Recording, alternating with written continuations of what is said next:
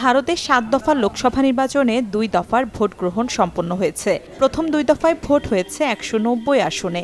গেল লোকসভা নির্বাচনে এর মধ্যে 93টি আসনে জিতেছিল বিজেপি। এবার তাদের টার্গেট এই সংখ্যা আরও অনেক বাড়ানো।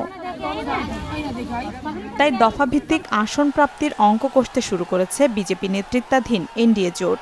দ্বিতীয় পর্বের ভোট শেষ হতেই মহারাষ্ট্রের কোলাপুরে নির্বাচনী প্রচারণায় নিজেদের 2-0-তে এগিয়ে থাকার দাবি জানান প্রধানমন্ত্রী নরেন্দ্র মোদী। এরপর আসামের গৌহাটিতে প্রচারণার সময় আরও আত্মবিশ্বাসী দেখা যায় কেন্দ্রীয় স্বরাষ্ট্রমন্ত্রী অমিত শাহকে। বলেন 2 দফায় শরিক দলগুলো মিলিয়ে অন্তত 100-র বেশি আসনে এগিয়ে রয়েছে গেরুয়া শিবির। हमारा 400 पार का लक्ष्य हम निश्चित रूप से सिद्ध करेंगे कि हम सबका विश्वास बना है।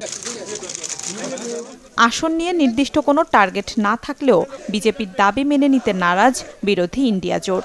কংগ্রেস নেতা রাহুল গান্ধী বলেন 2 দফা ভোটের পর নিজেদের অবস্থান বুঝতে পেরেছে বিজেপি।